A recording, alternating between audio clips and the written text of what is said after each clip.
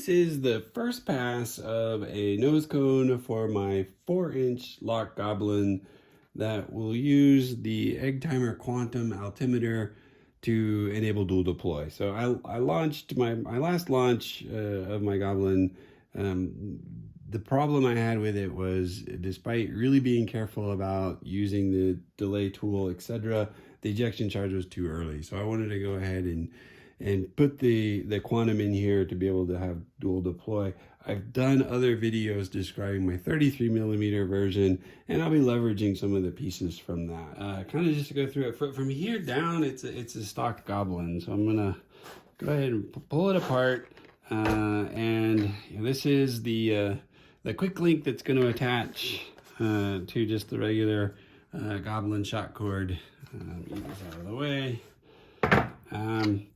And the, kind of going from bottom to top, the first thing I did was I used a nylon strap. I had kind of a remnant, and it goes all the way through. So it's going to connect to the Goblin body tube, and you'll see it kind of goes all the way through here, and then connects to the main chute. So none of the 3D printed parts are going to be under the extreme tension of the chute.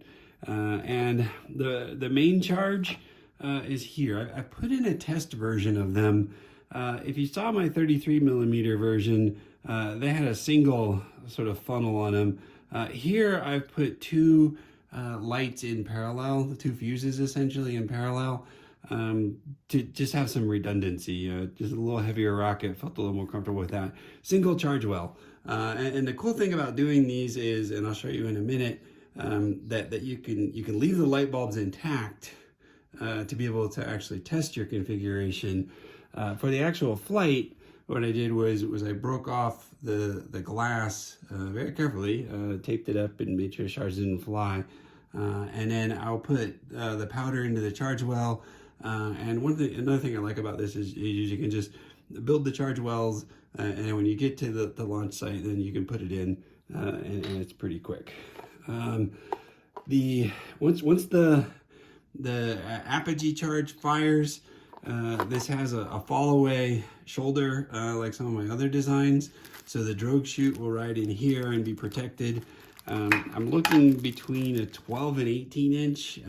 Maybe I should get a 15 inch, and I'll talk about that in a second when I show some simulation data. But again, kind of focusing on the design itself. This is a little access door. This is printed in three basic pieces. There's 3 TinkerCAD sections for it. There's the shoulder components, what I call sort of the mid component, and then the actual nose cone itself. So there's an access door. Inside here, you can see that I have these 2 sockets wired up to the Quantum. Here's the battery that charges it, and you can get to the charging connector if you don't want to remove the battery to actually charge it. And then the Quantum sitting there. I have tape over the speaker because it's very loud. And it's held by 2 M3 nylon screws. I just put a 2.6 inch essentially tube in the 3D print, and then tap it with an M3 tap, and that seems to hold pretty well. The shock cord similarly has tapped holes. I did use a little deeper hole and stainless screws to hold those in. I just used a soldering iron to basically melt a small hole for the screw, so that there's multiple screw attachments throughout this section. I did put a power switch on it. My understanding is, from a safety perspective, you don't actually need one because there's interlocks in the web interface to the Quantum, and it keeps both sides of the charges open. But I like to be able to turn it off. I'm not sure where I'm going to keep this for the next version, and I can bypass it if I just do the wiring differently. That was kind of a difficult thing to implement without redoing the 3D print of this pretty large section. It takes about 8 hours to print. These holes are actually tubes that run into this plenum, so that's to get the outside air pressure in there. And then this is largely hollow, and the main charge will sit in here. So the main charge fires, the nose cone comes apart, and if you've watched my other videos, you'll be familiar with this is a 2-piece nose cone. So it will hopefully, the shock cord's actually on the door, so it's gonna pull it apart. We'll pull it apart, and the main will come out, and it's also protected from the charge. The charge on the main, I just put on a loose wire. So I'll put the actual, loaded charge on here at the launch site. Put that down in there, probably with, a ton of dog barf. And then also put some tape on the shock cord, because it's a little bit shorter than I like, but like I said, it was a remnant. So that's the basic construction of it. I'll probably end up editing this video, but I wanted to go ahead and show you how to do the charges. So if I turn it on, with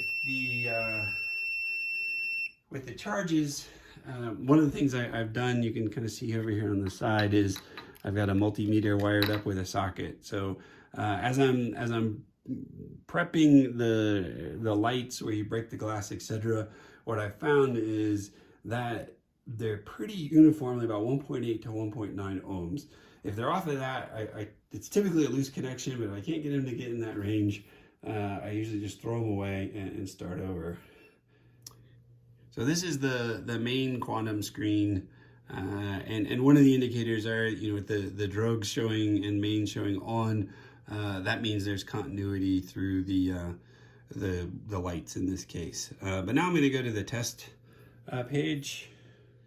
So this is the test page, and I'll go ahead and select the drogue first, and then I have to enter that validation code. And start the test.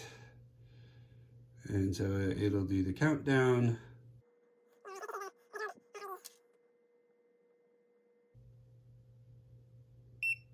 So you can see how those fired.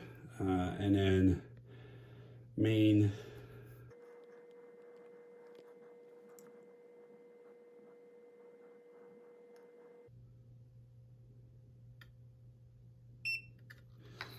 All right, so that's it. Everything seems to be working. I've got maybe an hour more of prep time, but unfortunately the launch this weekend was canceled.